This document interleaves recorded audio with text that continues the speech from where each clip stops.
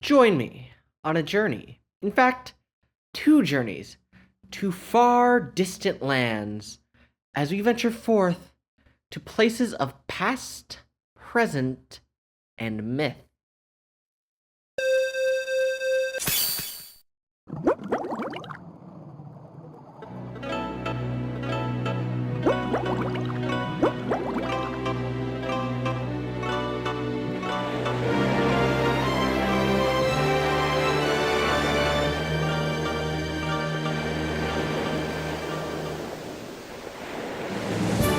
Pokémon Ranger Guardian Signs is the third and final game in the Pokémon Ranger series. Released 2 years after its predecessor, Pokémon Ranger Shadows of Almia, this game brought a fair number of new advancements to the series. In terms of promotional material for the game, there wasn't as much as we've seen in previous instances. There was a singular episode of the Diamond and Pearl anime starring this game's protagonist Ben, as well as a two-part short that roughly depicts the opening acts of the game. However, unlike the two previous games, there were no manga adaptations for this game.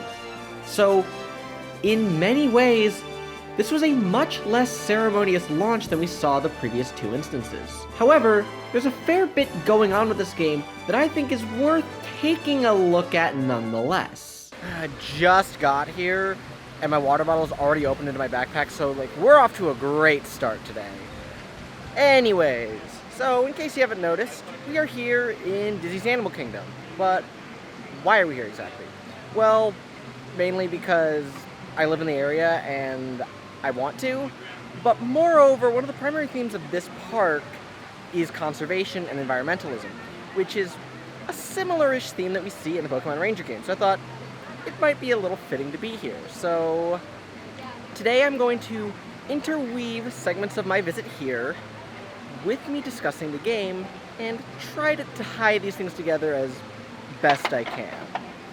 Which will be interesting because literally nothing I'm saying right now is scripted at all, so it's gonna be great. Gameplay-wise, this game is quite similar to its predecessor, Shadows of Almia, with just a few minor tweaks to it. The biggest new addition is the introduction of the anger mechanic. So during a capture, a Pokemon's friendship gauge might fill up and turn red. During this time, you are unable to flee from the capture. The player still has the option to draw loops around the Pokemon, but the effect is quite a bit muted, to say the least. This is where Poke Assists come into play, which have changed quite a bit from their previous iteration. Whereas in the previous game, as well as half the ones in the original game, Poke Assists would affect the player's capture line.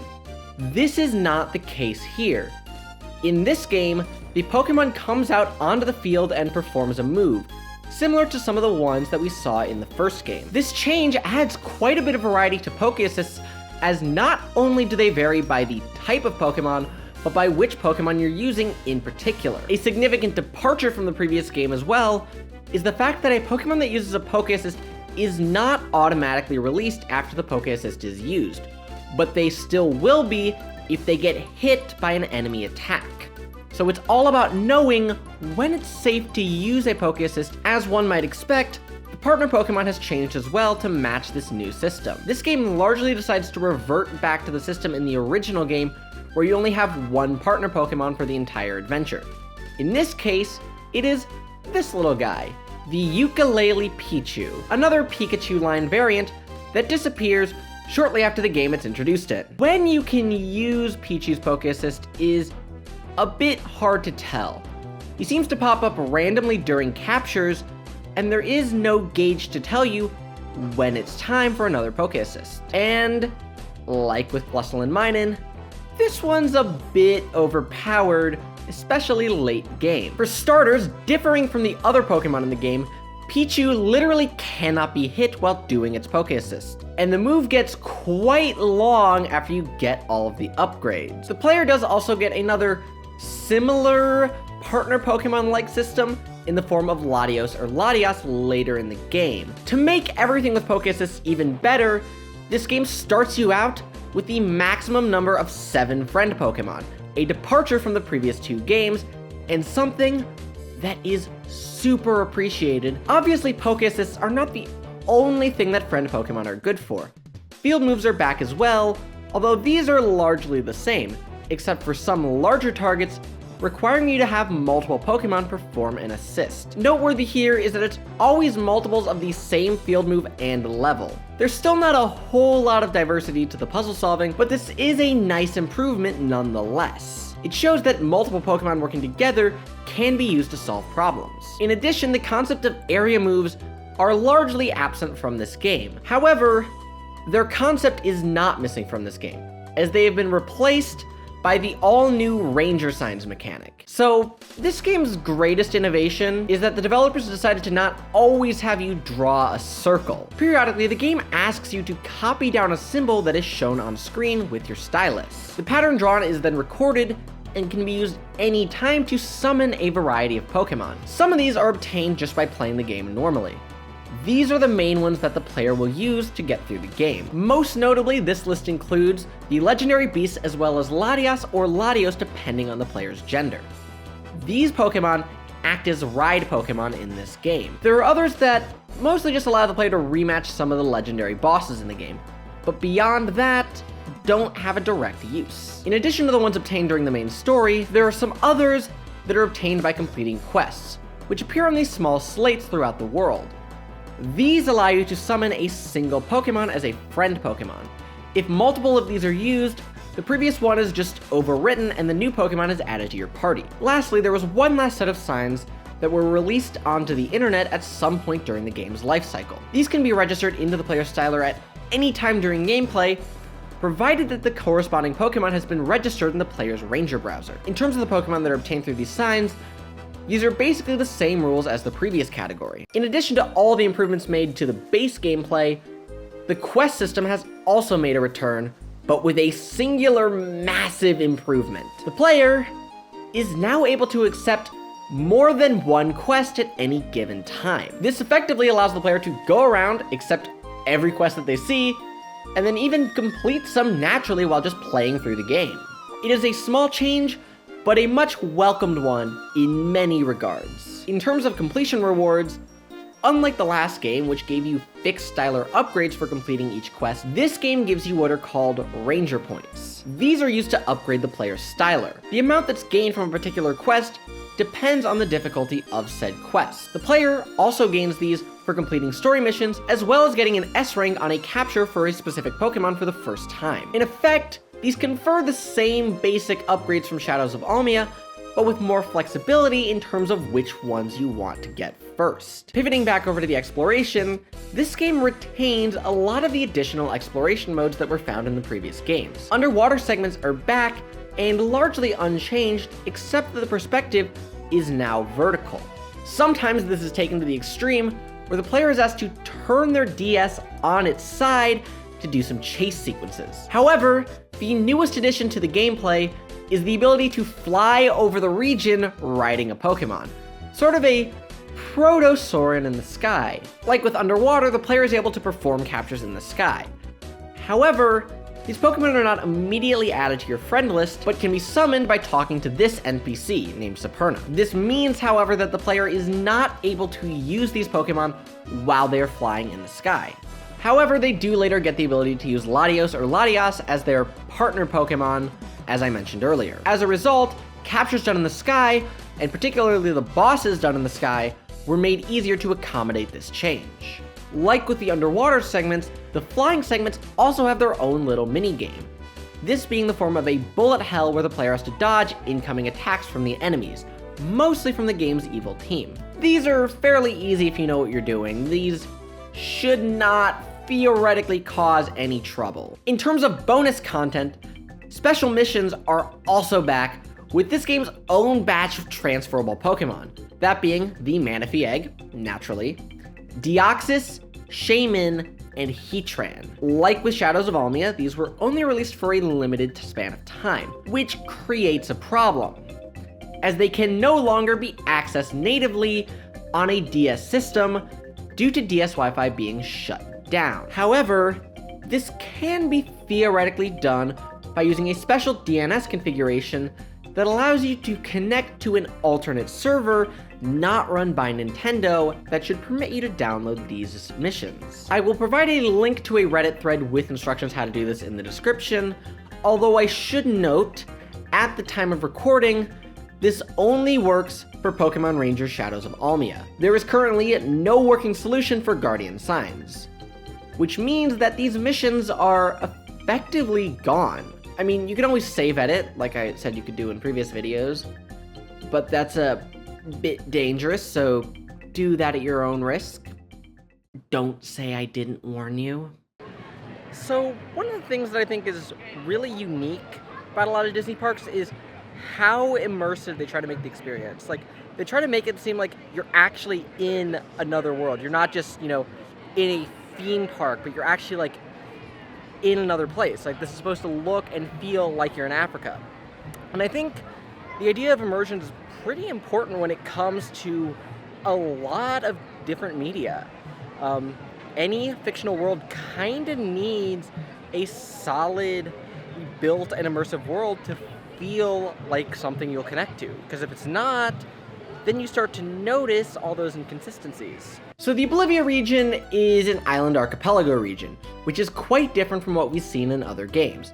It's quite potentially based off of the Oki Islands in Japan. The region consists of 7 islands, 3 of which are inhabited by people. The naming convention of choice here seems to correspond with the notes of the musical scale. So is there any significance to this naming? So music does play a slight role in the story. Obviously there's the ukulele Pichu, as well as the ancient songs of Oblivia that are sung to the player throughout the game. In terms of the number of islands, there being 7 is no mistake either, as Ho-Oh plays quite a major role at the end of the game. This connection is further reinforced by not only the naming of the place you capture Ho-Oh, the Rainbow Dais, but the name of Rainbow Island, which isn't that far off name-wise. In terms of its inhabitants, this region is quite different compared to Fiore and Almia. There's a lot less civilization compared to those ones, with only 1 major settlement on each island. There's also, and this is quite significant,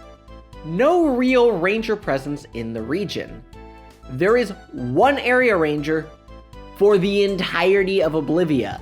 This guy, Rand. This guy does everything for this region. He handles all of it until the player shows up. While it may seem a bit weird, this less inhabited setup is quite fitting for the region, as the name originates from the word oblivion, defined as a state of being forgotten. Thus it follows this region might be a little bit more primitive, so to speak. It also follows because the idea of things being forgotten is kind of a major theme in this game. A lot of the story revolves around learning about Oblivia's past, a lot of which has been relegated to simply legends and folklore. This is somewhat similar to what we saw in Shadows of Almia.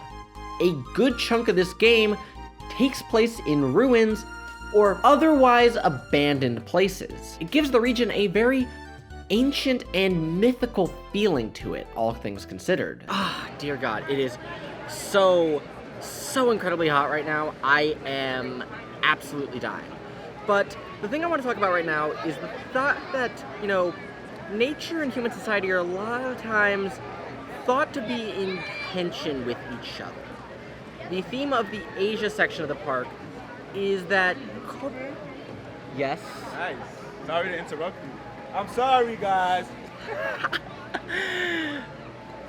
Anyways, the main theme of the Asia section of the park is that there's this tension between corporations who are, serving the tourism industry and the local wildlife. In fact, the primary ride here, Expedition Everest, covers that exact theme.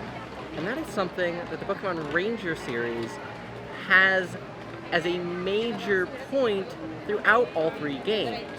We see a lot of times the evil team representing this needless, ceaseless pursuit of technology as opposed to the Rangers who are trying to protect it. So this game's story opens up with a bit of a bang. The immediate opening of the game sees an aerial chase with our 2 heroes, Ben and Summer, and the main villains of the piece, the Pokemon Pinchers. This concludes with whichever one of the heroes that the player chooses, in my case I chose Ben, being shot down and falling into the ocean. That's quite the opening, especially compared to the previous 2 games. This leads to yet another encounter not shortly after on an uninhabited island where the Pinchers are trying to capture all the Pokemon there with these control gauntlets. Basically, this game's version of these Super Stylers and the Gigaremo and Miniremo units from the previous 2 games respectively. In fact, a lot about the Pinchers is quite a bit ambiguous early on. They seem to just be ordinary Pokemon thieves from the onset. However, that is not actually what they want. Their goal is to seek out these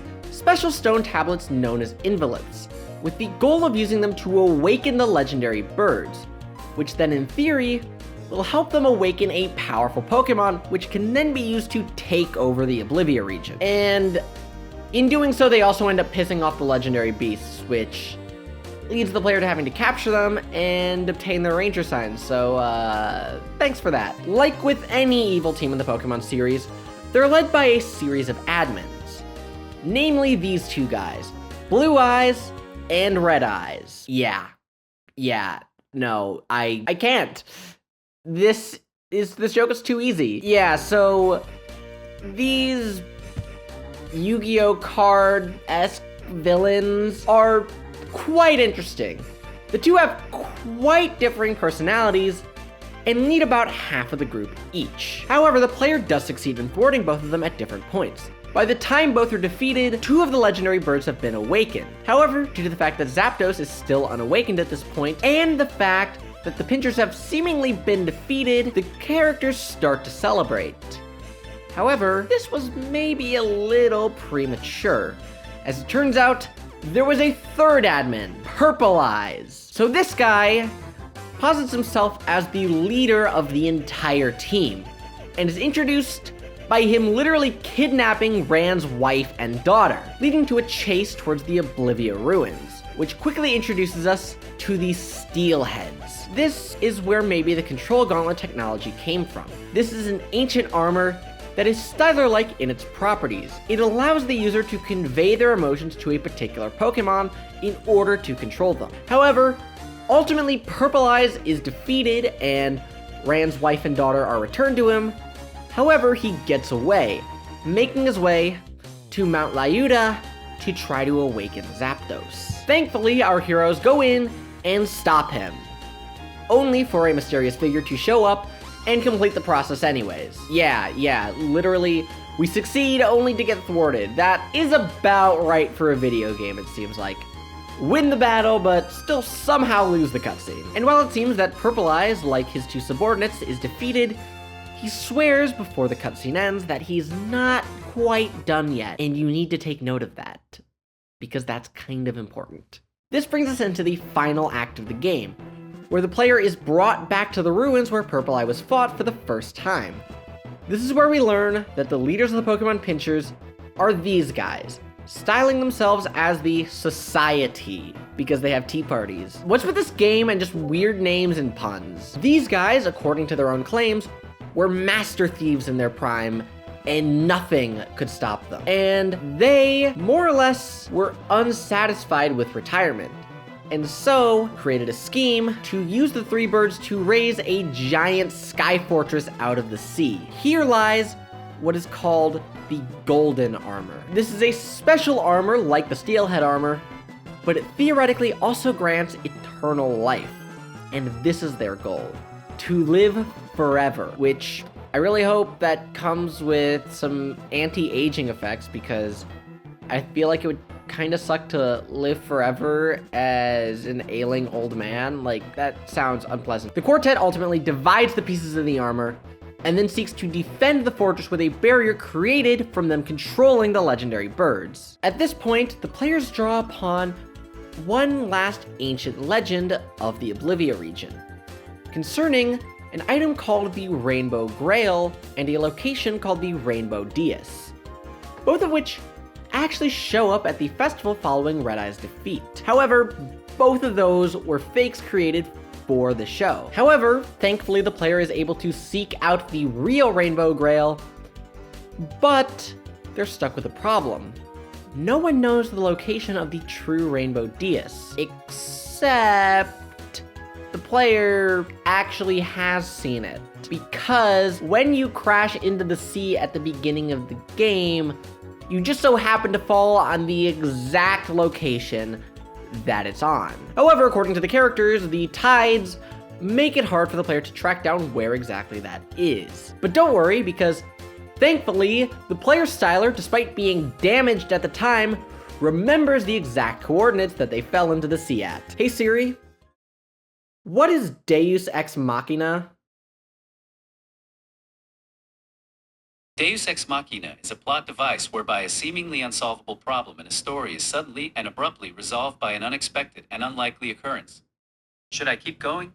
No, that's good enough. Either way, we seek out the location of the Rainbow Deus and end up awakening Ho-Oh in order to break the barrier. This allows the player to then enter into the fortress and defeat the society. In the process, we learn that the powerful Pokemon in question is none other than Mewtwo. And originally, the player defeats the one being controlled by Edward, at which point, wait for it, Purple Eyes shows up, having stolen all of the other pieces of the golden armor from the other 3 members, taking the entire suit to gain full control over Mewtwo, meaning the player has to capture Mewtwo again, just a little bit more difficult this time around. After this second capture, Purple Eyes is defeated, and the Sky Fortress begins to sink. However, we get another nice, helpful Ho-Oh-induced Deus Ex Machina to prevent it from crashing too hard, and the land is saved for good this time. So overall, this story might not be as good in my opinion as the previous game. The supporting cast, however, is pretty fun. The Pincher's Grunts continue the trend of the evil teams in these games being quite entertaining to interact with. However, one of my favorite characters in this game, and one that I want to mention by name, is this guy, Nick. He's a minor character, but I kind of think his whole pessimist who overthinks everything is just kind of amazing. Maybe it's just because I relate to him a little too much. Overall though, fun characters, but just not the most compelling story, even by Pokemon standards. Oh, Dinoland USA. How I have so much to say about this area of the park, but that's not why we're here. So, the whole point of this area is sort of, animals of the past, dinosaurs, which is, it's good for the kids, but this aesthetic. But either way, I think this is important because the theme of the past and what happened in the past is quite a bit more important here than it was in the previous 2 games. Because this time, you were actually able to travel to the past. You don't just, learn about it. You were actually part of it.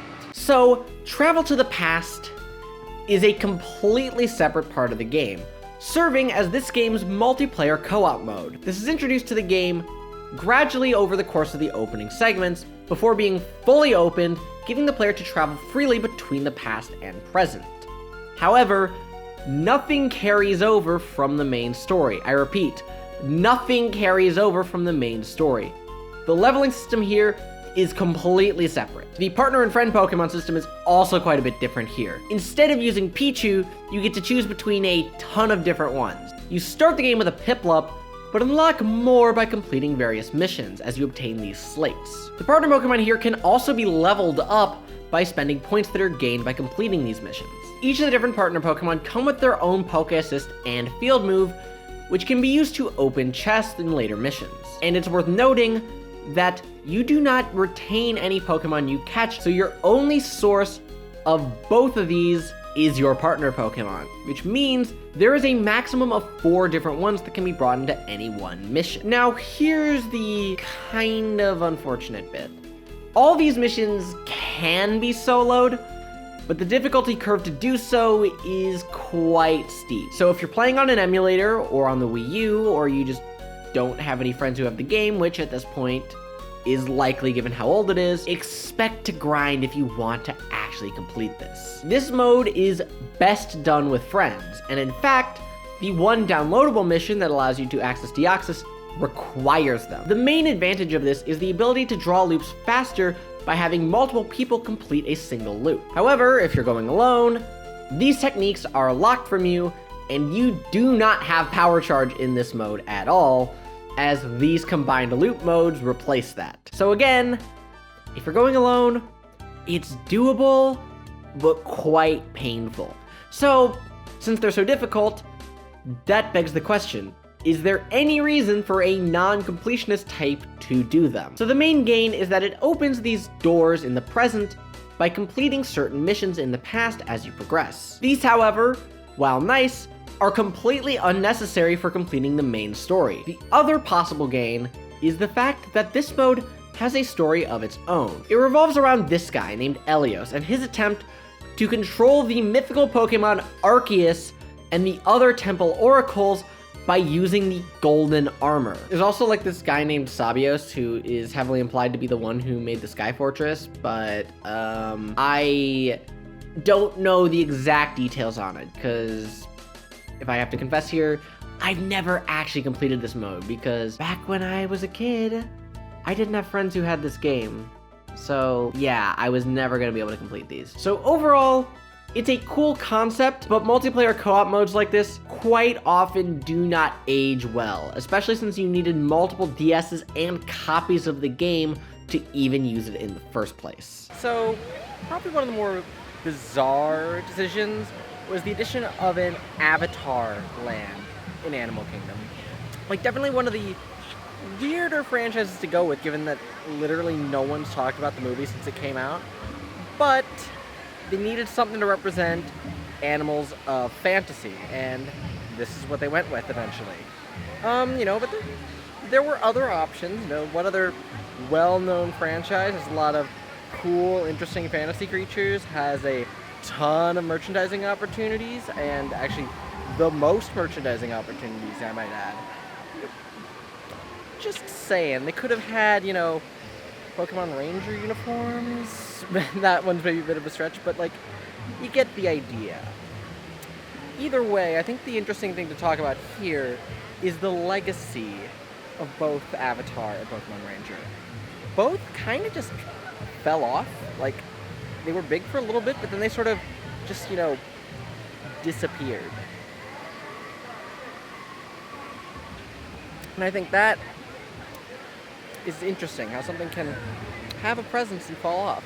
Obviously, Avatar is one of the highest grossing films of all time, but Pokémon Ranger has a bit of a different story, I might say. So let's ask the difficult question now, shall we? What happened to Pokémon Ranger? In short, it stopped making money. Each game in this series made less money than the one before it, which is not unusual for this series, but it's quite notable here. There was a substantial drop-off in sales between the second and third installment. That enough could be grounds by any company to kill a franchise like that. Beyond that, though, there were a few additional reasons that could also contribute to this. This series was created in service to the Generation 4 games.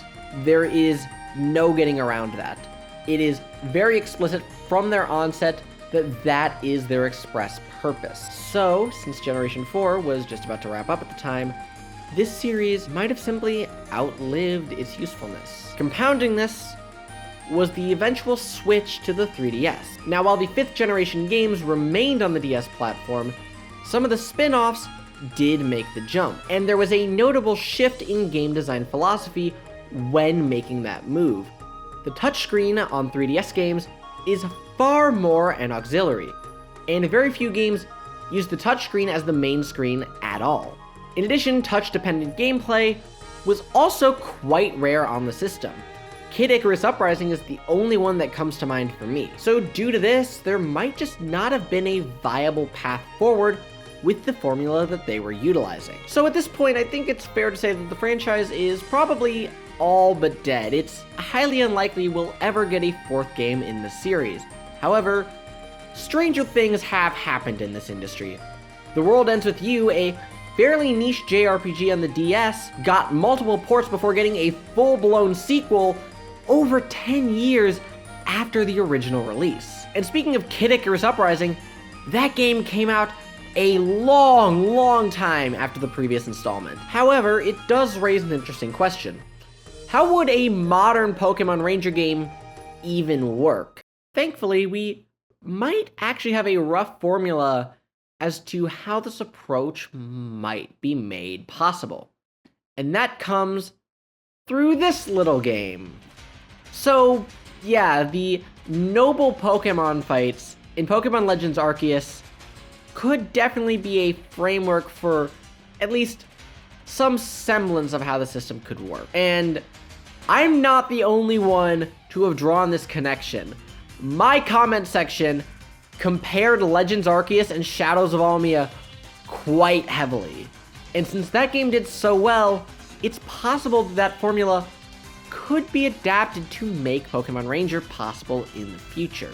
So maybe we will see something, although I think it's unlikely. Overall, I think in terms of the 3 games we currently have, this game has a solid legacy. There was a bit of a rough start with the first game due to some clunky gameplay and relatively short campaign, but that was righted largely by the next 2 games. Shadows of Almia expanded the amount of gameplay content considerably, as well as smoothed out the capture system to make it more tolerable. And then Guardian Signs, while sacrificing some story aspects, expanded and improved the gameplay in a lot of really interesting ways, and even added a multiplayer mode, even though that didn't age the best due to, reasons. Due to all of this, I can confidently say that I think Pokemon Ranger is a fairly significant piece of the 4th generation of Pokemon, and is something that I think we should learn to appreciate a lot more than we already do. Like, let's give Pokemon Ranger as much love as we give to Mystery Dungeon. I know that's an impossible ask, but can we at least try? Anyways, that wraps it up for this little series on the Pokemon Ranger games, so I guess we need to figure out what Pokemon spin-offs I want to look at next. I have a couple ideas. I'm thinking Colosseum. If there are any others that you guys think are worth taking a look at, I'm all ears. But until that time, guys, I will see you around.